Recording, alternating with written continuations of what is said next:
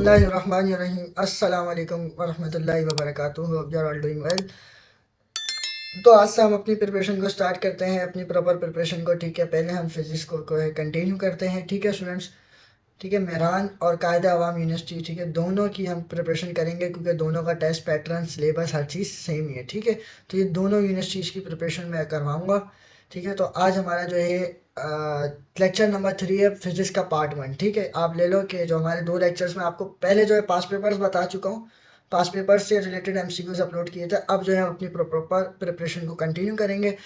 ठीक है, तो ये है कि अगर आप चैनल पर न्यू आए हैं तो चैनल को लाजमी सब्सक्राइब करें और बेल आइकन पर हिट करें ताकि आने वाली लेटेस्ट वीडियो आपको मिल सके। ठीक है, और अपनी जो है इस वीडियो को अपने उन फ्रेंड्स के साथ लाजमी शेयर करें जो भी कायदा अवाम किया मेहरान में अप्लाई करेगा। ठीक है, ठीक है, बहुत इजी है, बहुत आसान है, फर्स्ट चैप्टर है। ठीक है, पहले हम इस चैप्टर को पूरा रीड करेंगे, पूरा कंटिन्यू करेंगे। ठीक है, इस चैप्टर को हम इसमें जितने भी टॉपिक्स हैं, इसके अंदर जो भी फर्स्ट चैप्टर में जो भी कुछ है, हम पूरा उसे डीपली एक्सप्लेन करेंगे, उसे पढ़ेंगे। ठीक है, फिर उससे रिलेटेड, उस टॉपिक से रिलेटेड, उस चैप्टर से रिलेटेड जो भी एमसीक्यूज आपका इजी हो या हार्ड एमसीक्यूज हो, जो भी मतलब बन सकता हो, एक्सपेक्टेड एमसीक्यूज या उस टॉपिक से रिलेटेड जो भी एमसीक्यू जितने बन सकते हो, तो उन्हें हम अपने नेक्स्ट वीडियो में डिस्कस करेंगे। ठीक है, इसी तरह हम अपनी प्रिपरेशन को करेंगे। पहले चैप्टर पढ़ेंगे, उसके अंदर जितने भी टॉपिक्स हैं उसे पढ़ेंगे, एक्सप्लेन करेंगे, फिर उससे रिलेटेड जितने भी एमसीक्यूज बन सकेंगे उसको जो है हम पढ़ेंगे। ठीक है, तो देखो आपके पास इजी ही पेपर आता है, बहुत इजी पेपर आता है, बहुत आसान एमसीक्यूज होते हैं। अगर बात करें मेहरान की, कायदा अवाम की, ठीक है, दोनों में टेस्ट पैटर्न, सिलेबस, हर चीज़ सेम ही है क्योंकि वहाँ भी 1 घंटे का टाइम है, यहाँ भी 1 घंटे का टाइम है। 100 एमसीक्यूज आपके मेहरान में आते हैं, 100 एमसीक्यूज आपके कायदे अवाम में आते हैं, तो सब कुछ सेम है, कुछ ऐसी जो है इतने मसले की बात नहीं है। बस क्या होता है कि ना वहाँ पे पेपर चेंज आता है, एमसीक्यू जो है आपके बहुत इजी आते हैं। ठीक है, देखो जितना कम टाइम होगा और एमसीक्यू ज़्यादा होंगे तो आपके पास एमसीक्यूज आएंगे बिल्कुल हलवा। ठीक है, एमसीक्यूज इस तरह से आएंगे कि आपके 1 सेकंड में सॉल्व होगा। हार्ड से हार्ड एमसीक्यूज भी आए ना तो आपका 1 मिनट में आंसर जो है आएगा। ठीक है, इतना ईजी एमसीक्यूज होते हैं। तो खैर अल्लाह के नाम से शुरू करते हैं जो बड़ा मेहरबान और निहायत रहम करने वाला है। ठीक है, फर्स्ट चैप्टर है एकदम हमारा, द स्कोप ऑफ फिजिक्स। ठीक है, अकॉर्डिंग टू ओल्ड सिलेबस। ठीक है, बात सब सेम ही है। ठीक है, फर्स्ट हम पहले डिस्कस करते हैं कि साइंस क्या होता है। देखो ये आएगा तो नहीं, एक नॉलेज के लिए मैं आपको बता रहा हूँ कि बहुत अच्छा है, आप ये नोट्स हैं बहुत अच्छे लिखे हुए। तो फर्स्ट पहले हम साइंस को डिस्कस करते हैं कि साइंस होता है क्या, क्या अगर आपकी नॉलेज में जो है इजाफा हो जाए। वो कहता है कि the systematic knowledge obtained from experiment and observation is called science. ठीक है, देखो साइंस बेसिकली क्या है, साइंस, देखो साइंस आप पढ़ते हुए आ रहे हो कि फिजिक्स क्या है, केमिस्ट्री क्या है, आप हर चीज़ आप पढ़ते हुए आ रहे हो। तो ये सब किससे निकले, ये साइंस से निकले। ठीक है, ये सब जितनी भी फिजिक्स, केमिस्ट्री, आपके पास बायोलॉजी है और जितनी भी सब चीज़ें हैं, ये सब किसकी ब्रांच है, साइंस की ब्रांच है। ठीक है, मेन हमारा पर्पस है वो है साइंस। ठीक है, साइंस, साइंस के हमारे पास बहुत सारी ब्रांचेस है, फिजिक्स, केमिस्ट्री। तो पहले बच्चों को ये पता होना चाहिए कि भाई साइंस क्या होता है। ठीक है, काफी सारे बच्चों को यही नहीं मालूम होता है कि भाई साइंस क्या होता है। तो साइंस है क्या, देखो साइंस जो है हमारे पास जो है एक सिस्टमेटिक नॉलेज होती है। ठीक है, सिस्टमेटिक नॉलेज क्या, ऐसा इल्म जो हमें किसी भी मुशाहिदा या तजुर्बा से हासिल हो। ठीक है, तो उसे हम क्या बोलते हैं, साइंस बोलते हैं। यानी किसी भी चीज़ के ऊपर हम एक्सपेरिमेंट करेंगे, उसके ऊपर ऑब्जर्वेशन करेंगे, उसकी जो है मुशाहिदे करेंगे उसके ऊपर, फिर उससे जो हमें नॉलेज मिलेगी, उससे जो इल्म मिलेगा उसे हम साइंस कहते हैं। ठीक है, तो ये होता है साइंस। साइंस के हमारे पास 2 मेन ब्रांचेस होती हैं, कौन कौन सी, एक होती है बायोलॉजिकल साइंस और एक होती है हमारे पास फिजिकल साइंस। ठीक है, बायोलॉजिकल साइंस और फिजिकल साइंस में हमारे पास क्या डिफरेंस है, तो देखो बायोलॉजिकल साइंस में जो है हम लिविंग थिंग्स के बारे में पढ़ते हैं, यानी कि आपकी बायोलॉजी हो गई, जोलॉजी हो गई, बॉटनी हो गई। ठीक है, जो इसके अंदर ब्रांचेस आती है तो वहाँ पास कौन कौन सी आती है, ये 3 ब्रांचेस आती हैं, और भी आती हैं। ठीक है, मेन हमारे पास ये 3 है। ठीक है, इसी तरह फिजिकल साइंस में हम किस चीज़ के बारे में पढ़ते हैं, जो नॉन लिविंग, जो है नॉन लिविंग थिंग्स हो, यानी कि जो जानदार ना हो, तो वो हम किस में पढ़ते हैं, फिजिकल साइंस में। ठीक है, फिजिक्स क्या होता है, यहाँ पे बहुत अच्छी डेफिनेशन लिखी गई, बोल रहा है, वो कह रहा है the word physics come from a Greek word physikos. ठीक है, आपका जो वर्ड फिजिक्स है वो है ना जो है एक ग्रीक वर्ड से निकला है, जिसका जो है एक वर्ड का नाम क्या है, फिजिकोस। ठीक है, जिसके मायने क्या होते हैं, नेचुरल, यानी कि कुदरती। ठीक है, तो अब इसको आगे पढ़ते हैं। वो कहता है द ब्रांच ऑफ फिजिक्स, ठीक है, वो कह रहा है कि ना जो आपकी फिजिक्स है वो ब्रांच है किसकी, फिजिकल साइंस की। ठीक है, विच डील विद द, यानी कि इसमें हम स्टडी करते हैं interaction of matter and energy is called physics. वो क्या बोल रहा है कि हम इसमें स्टडी करते हैं मैटर के बारे में, एनर्जी के बारे में और इंटरेक्शन यानी कि इन दोनों के मिलाप के बारे में हम स्टडी करते हैं किसमें, फिजिक्स के अंदर। तो उसे हम क्या कहते हैं, फिजिक्स बोलते हैं। इट्स इजी, ठीक है। वो क्या बोल रहा है, बस फिजिक्स में हम स्टडी करते हैं किसके बारे में, मैटर, एनर्जी और उनके रिलेशन के बारे में स्टडी करते हैं, ठीक है। आगे आपको एक और बोल रहा है कि physics and experimental science which depends upon the experimental observation and quantities measurement. Simple है ये भी, बस वही सीधा सीधा सिंपल आपको बता रहा है कि इसमें एक्सपेरिमेंट करना है, वही चीज उसके ऊपर डिपेंड कर रही है, ठीक है। इसी तरह फिर हमारे पास फिजिक्स की भी बहुत सारी ब्रांचेस आ जाती हैं, ठीक है। इसी तरह जैसे साइंस है, साइंस की भी ब्रांचेस थी, फिर फिजिक्स है, फिर फिजिक्स की भी बहुत सारी ब्रांचेस होंगी, ठीक है। तो उम्मीद है कि आपको यहाँ तक समझ में आएगा। अगर एमसीक्यूज आएगा तो इस तरीके से आएगा, आपको ये डेफिनेशन देगा, ठीक है। आपको ये डेफिनेशन देगा यहाँ तक, कार्ड तक, तो बोलेगा ये किसकी डेफिनेशन है, तो आपको पता होगा ये किसकी डेफिनेशन है, फिजिक्स की है। क्योंकि फिजिक्स में हम क्या स्टडी करते हैं, मैटर, एनर्जी और उनके रिलेशन के बारे में, ठीक है। आगे चलते हैं, आगे इसकी देखो बहुत सारी ब्रांचेस आती हैं, तो एक एक करके इसको डिस्कस करते हैं, ठीक है। देखो मैं आपको 2D पॉइंट बात बताऊंगा, ज्यादा डीपली भी नहीं जाऊंगा, ठीक है। एटॉमिक और मॉलिक्यूलर फिजिक्स क्या होती है, वो कहता है matter compose of an atom and molecules, the study of their properties. Simple है, ठीक है। एटॉमिक फिजिक्स में हम जो है एटम यानी कि आपका जो मैटर है ना, मैटर, मैटर के बारे में स्टडी करते हैं, उसकी प्रॉपर्टीज क्या है, ठीक है, उसका एटॉमिक स्ट्रक्चर क्या है, मॉलिक्यूलर जो है फिजिक्स भी हम उसे बोलते हैं, ठीक है। तो उसके बारे में हम स्टडी करते हैं किसके, मैटर के बारे में। न्यूक्लियर फिजिक्स क्या होती है, हम न्यूक्लियस के बारे में स्टडी करते हैं, ठीक है। आपका जो एटम होता है ना, एटम, जैसे ये आपका एटम है, ठीक है, ये आपका न्यूक्लियस आ गया, ठीक है, ये आपका पूरा एटम आ गया, तो इसके अंदर न्यूक्लियस होता है, ये आपका न्यूक्लियस है, ठीक है, ये आपका क्या है, न्यूक्लियस। इसके बारे में, इसकी प्रॉपर्टीज, इसके स्ट्रक्चर, इसके बारे में जो हम स्टडी करते हैं वो किसमें करते हैं, न्यूक्लियर फिजिक्स के अंदर करते हैं, ठीक है। थर्ड फिजिक्स और थर्ड ब्रांच आ जाती है हमारे पास प्लाज्मा फिजिक्स, ठीक है। प्लाज्मा फिजिक्स क्या होती है, आपको पता है कि हमारे पास मैटर 4 स्टेट में पाया जाता है, ठीक है। एक होता है सॉलिड, एक होता है लिक्विड, एक होता है गैस, चौथा होता है हमारे पास प्लाज्मा, ठीक है। प्लाज्मा में देखो आपको पता है आइंस होते हैं, इलेक्ट्रॉन्स होते हैं, उनके चार्जेस होते हैं, तो उसके बारे में हम स्टडी करते हैं। वही चीज यहाँ पे लिखी है, matter assume the study of gas comprising ions, ठीक है, and electrons at very high temperature is called plasma, ठीक है। वही आपको पता है कि मैटर के अंदर जो स्टेट होती है ना प्लाज्मा की, उसके जो आइंस होते हैं, उसकी जो है इसकी प्रॉपर्टीज के बारे में हम स्टडी करते हैं किसके अंदर, प्लाज्मा के अंदर, ठीक है। अब पांचवी जो है हमारे पास ब्रांच आ जाती है मैकेनिक्स, ठीक है। मैकेनिक्स क्या होता है, देखो मैकेनिक्स बहुत इजी है, ठीक है। मैकेनिक्स क्या होता है, the study of motion of bodies under the influence of various forces is called mechanics. देखो आपकी कोई भी बॉडी हरकत करती है, ठीक है, उसके बाद दो ही कारण होते हैं हरकत करने के, ठीक है। कौन कौन से, या तो वो खुद से मूव कर रही है, या हम, या जो है हम कोई एक्सटर्नल फोर्स लगा रहे हैं तो वो मूव कर रही है, ठीक है। यही दो चीजें होती है ना हमारे पास। कोई भी बॉडी है, ठीक है, वो क्या कर रही है, खुद से मूव कर रही है। जैसे हमें खुद से मूव करता हमारा एनर्जी है, ठीक है, हमारे अंदर क्या है, कैपेबिलिटी है, तो हम खुद से मूव कर रहे हैं। तो अब हम खुद से मूव कर रहे हैं तो ये भी मैकेनिक्स है, ठीक है। अगर जो है आप कोई एक्सटर्नल फोर्स लग रही है उसके ऊपर, तो ये भी मैकेनिक्स है, ठीक है। तो इसमें हम मोशन के बारे में स्टडी करते हैं मैकेनिक्स के अंदर। It is the study of motion, ठीक है। बस यहाँ तक ये है डेफिनेशन, बस, ठीक है। तो इसके अंदर भी दो टाइप्स आ जाती है, एक आ जाती है काइनेमेटिक्स और एक आ जाती है डायनेमिक्स, ठीक है।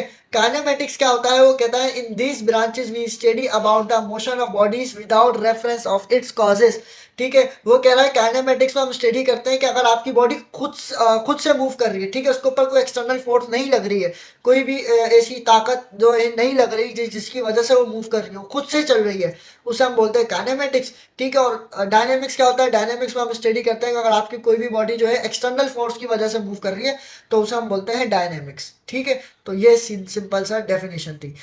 एक और चीज मैं आपको बताना भूल गया, अच्छा फिजिक्स में देखो मैटर आ जाता है और हमारे पास एनर्जी आता था, तो ये आपको पता होगा मैटर क्या होता है, एनर्जी क्या होता है, इसके बारे में बता देता हूँ। देखो हमारे पास फिजिक्स के दो मेन कंपोनेंट्स होते हैं, कौन कौन से, एक होता है मैटर और एक एनर्जी, ठीक है। ये भी आपने पॉइंट याद रखना है कि मैटर और एनर्जी जो है इसके क्या है, फिजिक्स के कंपोनेंट्स है, दो मेन कंपोनेंट्स है, ठीक है। मैटर क्या होता है, anything which occupied space and have mass is called matter, ठीक है। मैटर आपकी वो चीज है जो भी चीज आपकी वजन रखे और जगह घेरे उसे हम बोलते हैं मैटर, ठीक है। और एनर्जी क्या होती है, the ability to do work is called energy. Energy basically क्या है, हर वो चीज जो जगह रखे और वजन घेरे उसे हम क्या बोलते हैं, एनर्जी बोलते हैं, ठीक है। मैटर की आपके पास कितनी स्टेट्स होती है आपको पता है, हमारे पास मेन जो है हमारे पास तीन स्टेट्स होती है, एक होती है सॉलिड, एक होती है लिक्विड और एक होती है गैस, ठीक है। फोर्थ स्टेट में भी वो जो है पाया जाता है जिसे हम बोलते हैं प्लाज्मा, ठीक है। बाकी जो मेन होती है हमारे पास तीन होती है। अगर एनर्जी की बात करें तो एनर्जी की दो मेन ब्रांचेस होती है, एक होती है काइनेटिक और एक होती है पोटेंशियल एनर्जी, ठीक है। काइनेटिक एनर्जी और एक होती है पोटेंशियल एनर्जी। आगे फिर हम जो है इसको डीपली डिस्कस करेंगे जब इस टॉपिक पे भी, जो इस चैप्टर में हम पहुंचेंगे, आठवां सातवां या आठवां चैप्टर है एनर्जी, वर्क एंड पावर, ठीक है, तो उसमें पहुंचेंगे तो उसमें भी डिस्कस करेंगे। ठीक है, उसके बाद आया था हमारे पास, अच्छा, अकॉस्टिक फिजिक्स, ठीक है, ये इंपॉर्टेंट नहीं है, ठीक है। इसी तरह ऑप्टिक्स फिजिक्स है, ठीक है, ये ऑप्टिक फिजिक्स में हम जो है स्टडी करते हैं आपकी जो भी मतलब लाइट है ना, लाइट की प्रॉपर्टीज और प्रोडक्शन के बारे में हम जो है स्टडी करते हैं किसमें, ऑप्टिक्स फिजिक्स में, ठीक है। मेन जो है सीधा सीधा सिंपल ही डेफिनेशन लिखी हुई है, ठीक है। थर्मोडायनेमिक्स क्या होता है, देखो थर्मोडायनेमिक्स में हम जो है स्टडी करते हैं हीट, टेम्परेचर, ठीक है, वॉल्यूम, इन सब की प्रॉपर्टीज, इन सब के रिलेशन के बारे में जो है हम स्टडी करते हैं किसमें, थर्मोडायनेमिक्स में। यहाँ पे देखो क्या लिखा हुआ है, the study of properties of heat energy, ठीक है, यानी कि आप हीट एनर्जी के बारे में पढ़ लो, उसकी conversation into different form is called thermodynamics, ठीक है। यानी कि आपका हीट एनर्जी जो है कन्वर्ट होता है, ठीक है, आपकी जैसा आपको पता है हीट एनर्जी कन्वर्ट होती है इलेक्ट्रिकल एनर्जी से कन्वर्ट होती है केमिकल में, मैकेनिकल एनर्जी कन्वर्ट होती है इलेक्ट्रिकल में, तो इसी तरह इसकी प्रॉपर्टीज के बारे में हम थर्मोडायनेमिक्स में पढ़ते हैं, ठीक है। फिर आता है वहाँ पर इलेक्ट्रोस्टेटिक्स, ठीक है। इलेक्ट्रोस्टेटिक्स क्या होता है, देखो इलेक्ट्रो मतलब होता है चार्ज और स्टेटिक मतलब स्टेटिक का मतलब होता है रेस्ट, ठीक है। तो इसमें हम क्या करेंगे, स्टडी करेंगे चार्जेस एट रेस्ट, यानी कि आपके जो चार्ज है वो रेस्ट के अंदर है, ठीक है। डायनेमिक्स में क्या होगा, चार्जेस आपके मोशन में होंगे, ठीक है। मैग्नेटिक में क्या होगा, it is the study of magnetic and application it field various magnetization, ठीक है। देखो आपको पता है आपका वो मैग्नेट होता है ना, मैग्नेट, ठीक है, उसकी मैग्नेट की प्रॉपर्टीज, उसकी एप्लीकेशन के बारे में जो हम पढ़ते हैं ना, वो किसमें पढ़ते हैं, मैग्नेटिज्म में पढ़ते हैं, ठीक है। अच्छा, इसके बाद आ जाती है हमारे पास इलेक्ट्रोमैग्नेटिक, ठीक है। अगर आपकी कोई भी मैग्नेटिज्म है, ठीक है, यानी कि आपका मैग्नेटिज्म है, उसके गिर्द इर्द गिर्द जो है आपके पास इलेक्ट्रिसिटी इन्वॉल्व कर रही हो, तो उसके हम किस में बारे में स्टडी कर देंगे, इलेक्ट्रोमैग्नेटिज्म में स्टडी करेंगे, ठीक है। इलेक्ट्रॉनिक्स क्या होता है, इलेक्ट्रॉनिक्स आपको पता है कोई भी सर्किट या कोई डिवाइस जिसके बारे में हम स्टडी करते हैं तो किस में करते हैं, इलेक्ट्रॉनिक्स में, ठीक है। एस्ट्रोफिजिक्स क्या होता है, वो कहता है it deals with the knowledge of having bodies interaction between matter and energy in space, ठीक है। अगर आपका एस्ट्रोफिजिक्स में जब जस्ट हम स्टडी करते हैं स्पेस के बारे में, ठीक है। और जियोफिजिक्स में हम स्टडी करते हैं अर्थ के बारे में, और बायोफिजिक्स में हम स्टडी करते हैं बायोलॉजिकल साइंस, ठीक है, जो भी आपकी बायोलॉजिकल साइंस होती है उसके प्रिंसिपल होते हैं फिजिक्स के, उसके बारे में हम स्टडी करते हैं, ठीक है। तो उम्मीद है कि आपको यहाँ तक जो है कॉन्सेप्ट क्लियर हो गया होगा, आपको समझ में आ गया होगा कि जो इसकी ब्रांचेस है, ठीक है। इससे रिलेटेड जो भी एमसीक्यू था उनसे भी हम डिस्कस करेंगे इंशाल्लाह नेक्स्ट वीडियो में, तो आपको और अच्छे से क्लियर होगा। अब आ जाते हैं हम अपने फिजिकल क्वांटिटीज के ऊपर, ठीक है। देखो फिजिकल क्वांटिटीज क्या होती है, मेन सवाल। डेफिनेशन क्या कहता है, डेफिनेशन में देखो हमारे पास क्या लिखा हुआ, कहता है those quantities which can be measured by certain units are called physical quantities, ठीक है। वो कह रहा है कि वो फिजिकल क्वांटिटीज जिन्हें हम मेजर कर सकते हैं और उनका कोई सर्टेन यूनिट हो, यानी कि एक प्रॉपर यूनिट हो, तो उसे हम क्या बोलते हैं, उसे हम बोलते हैं फिजिकल क्वांटिटी, ठीक है। तो फिजिकल क्वांटिटीज की भी हमारे पास दो टाइप्स होती हैं, एक होती है फंडामेंटल क्वांटिटीज जिसे हम बेस क्वांटिटी भी बोलते हैं, ठीक है, और एक होती है हमारे पास ड्राइव क्वांटिटीज, ठीक है। देखो all fundamental quantities are physical quantities, ठीक है, आपकी जितनी भी फंडामेंटल क्वांटिटीज है वो फिजिकल क्वांटिटीज भी होती हैं, ठीक है, ये याद रखना पॉइंट। लेकिन सारी ड्राइव क्वांटिटीज फिजिकल क्वांटिटीज नहीं होती, ठीक है, ये एक पॉइंट है, ये भी याद रखना आप, ठीक है। फंडामेंटल क्वांटिटीज को फंडामेंटल भी बोलते हैं और बेस क्वांटिटीज भी बोलते हैं, ये दूसरा पॉइंट है, ये भी आपने याद रखना है, ठीक है। तो आगे चलते हैं, देखो फंडामेंटल क्वांटिटीज क्या होती है, वो कहता है those quantities which are independent can not be resolved in other quantities और कॉल्ड फंडामेंटल और बेस क्वांटिटीज, ठीक है। आपके पास फंडामेंटल क्वांटिटीज वो क्वांटिटीज होती हैं जिसको वो किसी के ऊपर डिपेंड नहीं करती या वो किसी से मिलकर नहीं बनी हो, तो वो हमारे पास क्या होती है, फंडामेंटल क्वांटिटीज होती है। फंडामेंटल क्वांटिटीज का आप कह सकते हो कि बेस क्वांटिटीज, यानी कि बुनियाद है वो, ठीक है। फिर क्वांटिटीज की क्या है, वो बुनियाद है। तो हमारे पास वो कितनी कौन सी होती है, हमारे पास वो 7, ये फंडामेंटल क्वांटिटीज होती है 7। तो आपने ये याद रखनी है, mass, length, time, temperature, electric current, radiation intensity और अमाउंट ऑफ सब्सटेंस, ठीक है। तो ये आपने क्या करनी है, याद रखनी है, ये होती है 7 फंडामेंटल क्वांटिटीज, ठीक है। एमसीक्यूज आपको दे सकता है कि हाउ मेनी फंडामेंटल क्वांटिटीज कितनी होती है हमारे पास, तो 7 होती है, ठीक है। तो कौन कौन सी होती है, length, mass, time, temperature, electric current, radiation intensity, amount of substance, ठीक है। मास का जो है हमारे पास क्या होता है, यूनिट किलोग्राम होता है, लेंथ का क्या होता है, मीटर होता है, टाइम का सेकेंड होता है, टेम्परेचर का केल्विन होता है, इलेक्ट्रिक करंट का वहां पर एम्पेयर होता है, कैंडेला का होता है, सॉरी इल्यूमिनेशन इंटेंसिटी का होता है कैंडेला, और जो है अमाउंट ऑफ सब्सटेंस का होता है मोल, ठीक है। तो उम्मीद है कि आपको समझ में आ रहा होगा, ठीक है। मैं वीडियो जो है काफी लेंदी ना हो इस वजह से थोड़ा जल्दी जल्दी एक्सप्लेन कर रहा हूँ, ठीक है। तो ये हमारे पास होती है फंडामेंटल क्वांटिटीज जिन्हें हम बेस क्वांटिटीज भी बोलते हैं, ठीक है। तो ये आपने याद रखनी है, ठीक है। फंडामेंटल क्वांटिटीज की अगर आपसे सवाल इस तरह भी पूछ सकता है कि फंडामेंटल क्वांटिटीज किसके ऊपर डिपेंड करती है, तो वो किसी के ऊपर डिपेंड नहीं करती, वो खुद से मिलके बनी होती है, वो इंडिपेंडेंट होती है। ठीक है, ये यहाँ पे लिखा हुआ है आपके पास। ठीक है, यहाँ पे लिखा हुआ भी है। आगे चलते हैं। आगे फिर आ जाती है हमारे पास, ठीक है, वही बता रहा है कि जो है बेस क्वांटिटी भी उसे बोलते हैं। ठीक है, आगे आ जाती है हमारे पास ड्राइव क्वांटिटी। ठीक है, ड्राइव क्वांटिटी क्या होती है, वो कहता है कि डेफिनेशन में those quantities which are dependent on fundamental quantities and can be resolved in other quantities are called derived quantities. ठीक है, वो कह रहा है कि ड्राइव क्वांटिटी वो क्वांटिटीज होती हैं जो डिपेंड करती हैं, किसके ऊपर डिपेंड करती हैं भाई, फंडामेंटल के ऊपर डिपेंड करती है। ठीक है, ड्राइव क्वांटिटीज वो क्वांटिटीज होती हैं जो फंडामेंटल के ऊपर डिपेंड करती हैं या उससे मिलकर बनी हो, तो उसे हम बोलते हैं ड्राइव क्वांटिटीज। ठीक है, अब देखो कैसे। मैं कह रहा हूँ मेरे पास एक क्वांटिटी है फंडामेंटल, कौन सी है, लेंथ, यानी कि मीटर। ठीक है, लेंथ का यूनिट क्या होता है, मीटर। ठीक है, मैं कह रहा हूँ मेरे पास एक और मीटर है। ठीक है, ये मल्टीप्लाई की साइन लगा देते हैं हम। मैं कह रहा हूँ मेरे पास एक और मीटर है। ठीक है, अगर मैंने इन दोनों मीटरों को आपस में मल्टीप्लाई करा तो मेरे पास आंसर क्या आएगा यहाँ पे, एम स्क्वायर। ठीक है, यानी कि मीटर का स्क्वायर आएगा मेरे पास। ठीक है, अब ये मीटर स्क्वायर आया तो ये मेरे पास एक अलग यूनिट, एक नया यूनिट बन गया, जो कि इसके अंदर नहीं था। इसके अंदर था, इसके अंदर खाली मीटर था। ठीक है, यहाँ पे क्या था, खाली मीटर। अब यहाँ पे क्या हो गया, एम स्क्वायर आ गया, एक मेरे पास एक नया यूनिट बन गया। ठीक है, इस यहाँ यूनिट बना तो इसको हमने एक अलग फिजिकल क्वांटिटी का नाम दे दिया, जिसका नाम कि हमने क्या रखा है, एरिया। ठीक है, यहाँ पे आपको दिख भी रहा होगा नीचे। ठीक है, क्या है हमारे पास, ये एरिया कहलाएगा। ठीक है, ये देखो यहाँ पे लिखा हुआ भी है एरिया। ठीक है, एरिया का फार्मूला क्या है, लेंथ इंटू विड्थ, और यूनिट क्या है हमारे पास, एम स्क्वायर। ठीक है, ये हमारे पास यूनिट आ गया। तो आपने देखा है कि किस तरीके से ड्राइव क्वांटिटी जो है मिलकर एक, सॉरी, फंडामेंटल क्वांटिटीज मिलकर जो है ड्राइव क्वांटिटी बनाती है, यानी कि ड्राइव क्वांटिटी आपकी डिपेंड करती है फंडामेंटल के ऊपर। ठीक है, यानी कि ड्राइव क्वांटिटी मिलकर बनती है, किससे, फंडामेंटल से मिलकर बनती है।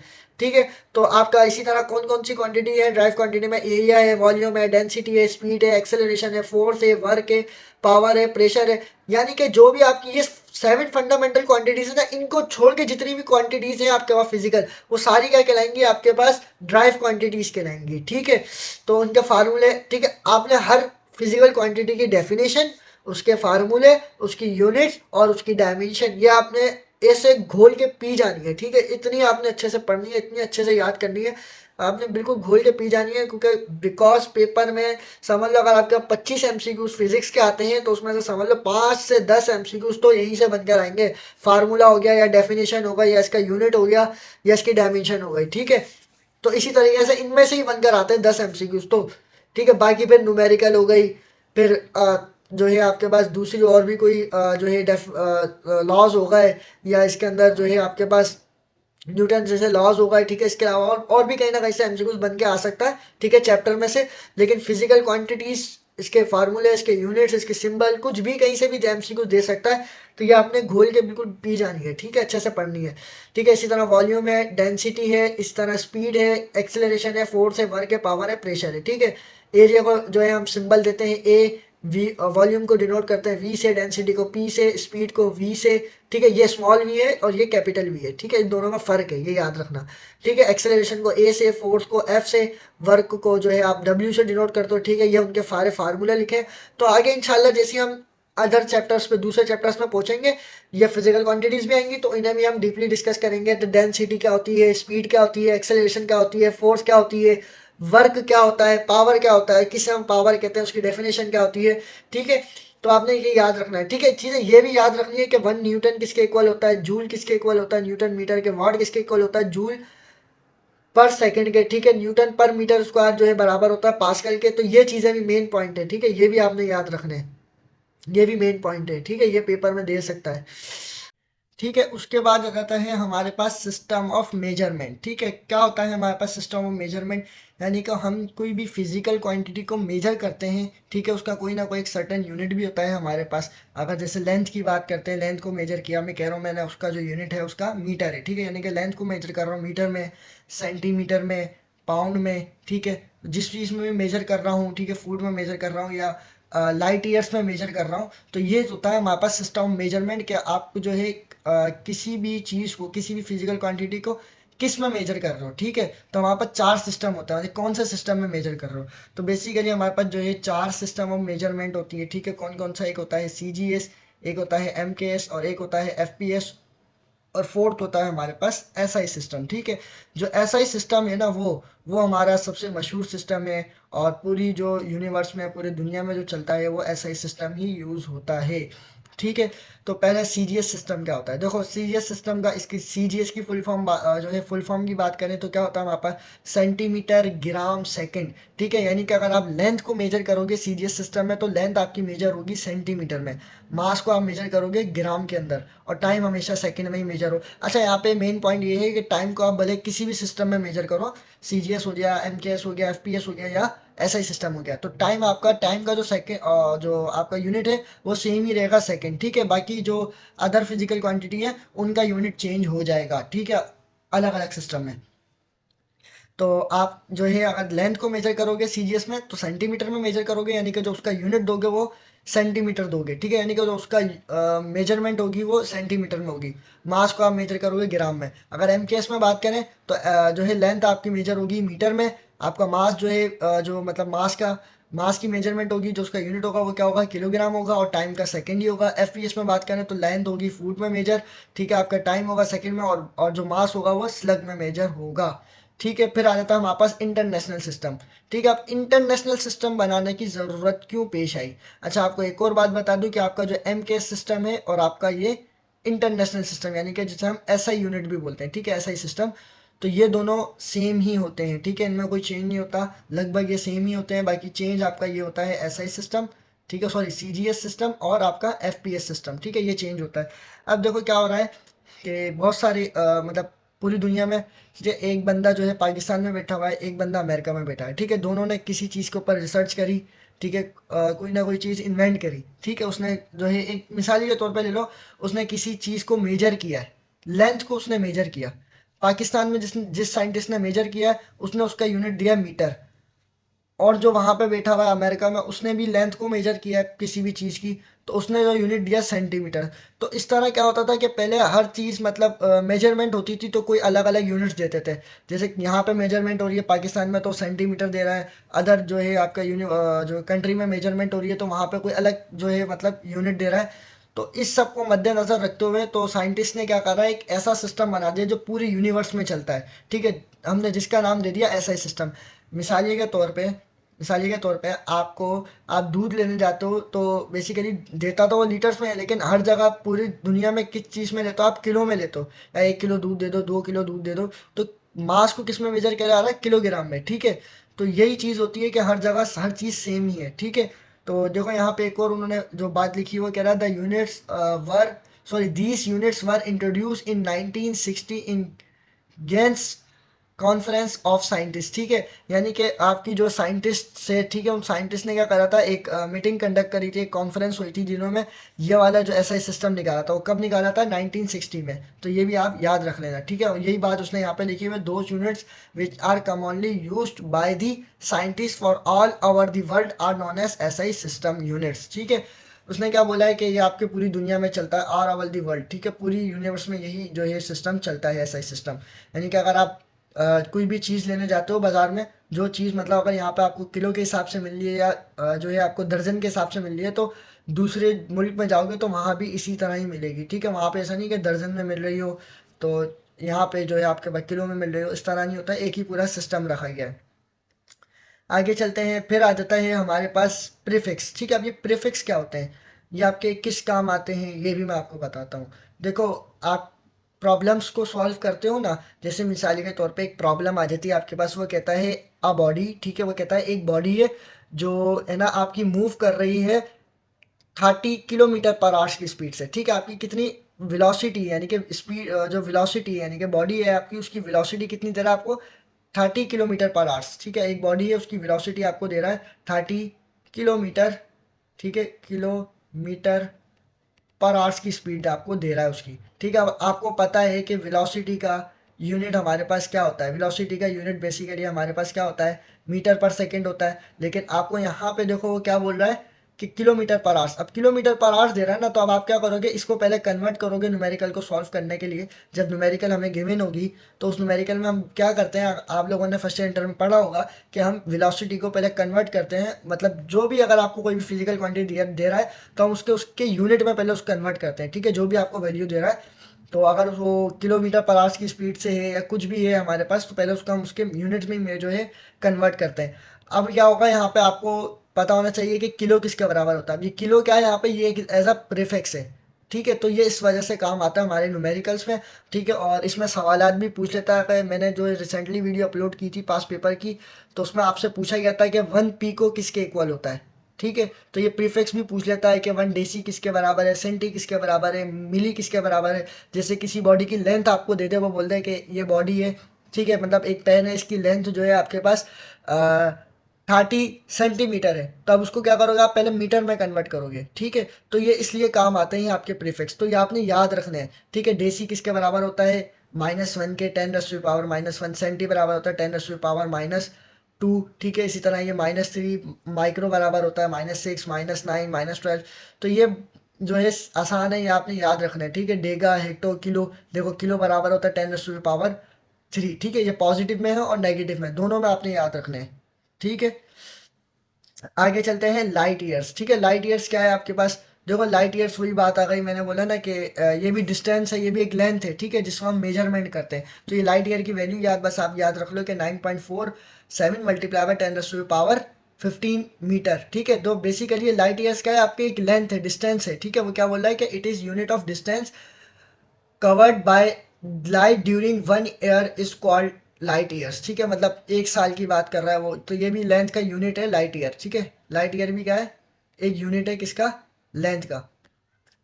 अच्छा, फिर आ जाता है हमारे पास सिग्निफिकेंट फिगर्स, ठीक है। सिग्निफिकेंट फिगर्स क्या होते हैं, देखो बेसिकली आप न्यूमेरिकल्स को सॉल्व करते हो तो आपके पास कुछ वैल्यूज आती हैं, ठीक है। जैसे मिसाल के तौर पर मैं कहता हूँ ये मेरे पास वैल्यू आई है, मैंने किसी न्यूमेरिकल को सॉल्व किया है, कोई प्रॉब्लम को सॉल्व किया है फिजिक्स के अंदर, तो मेरे पास ये वाली वैल्यू आई है।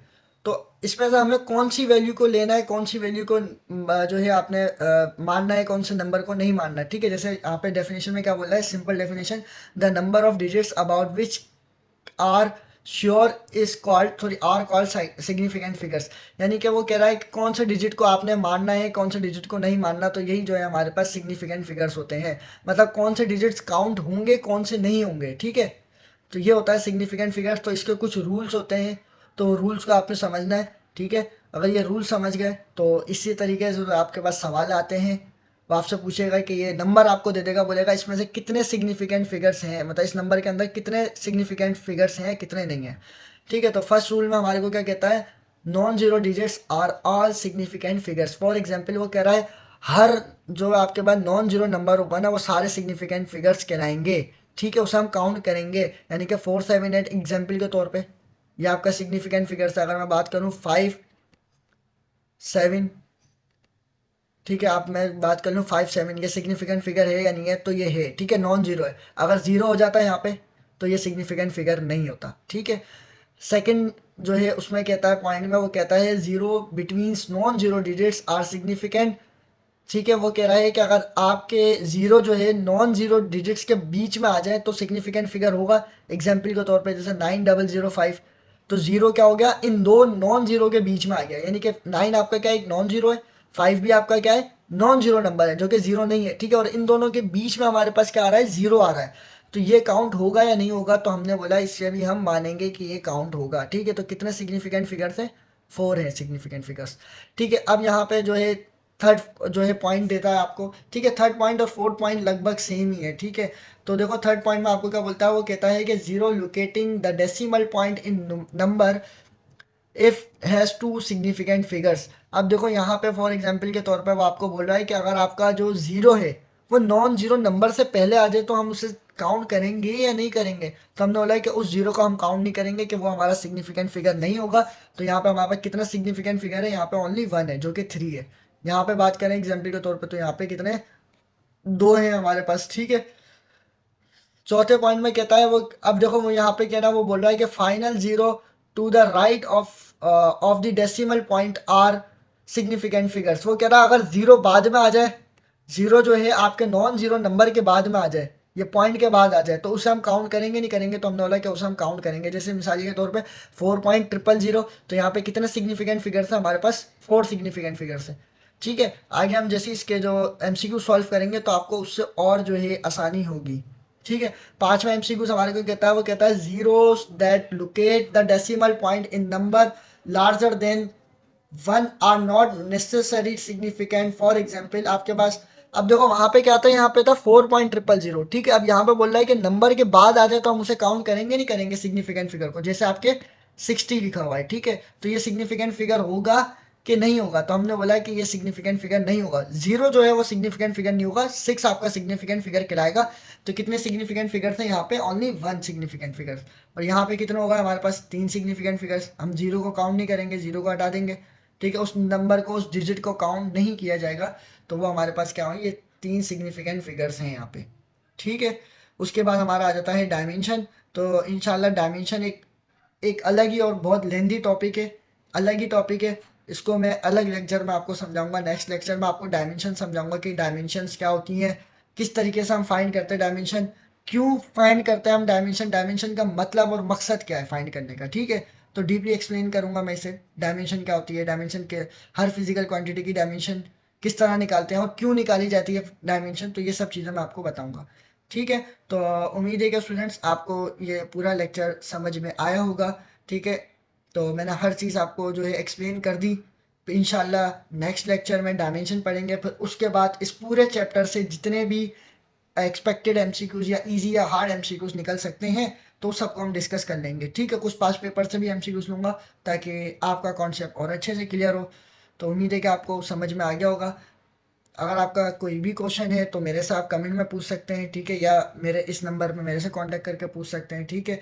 और इसके अलावा अगर आपको ये पीडीएफ चाहिए तो मेरे नंबर पे ही कांटेक्ट कर लेना, मैं आपको दे दूंगा, ठीक है। अगर आपका कोई भी क्वेश्चन हो कमेंट में पूछ लिएगा। तो उम्मीद है कि आपको समझ में आ गया होगा, ठीक है। तो वीडियो अच्छी लगी तो वीडियो को लाइक कर दिएगा और अपने फ्रेंड्स के साथ लाजमी शेयर करिएगा। थैंक्स फॉर वॉचिंग, दुआ में याद रखिएगा।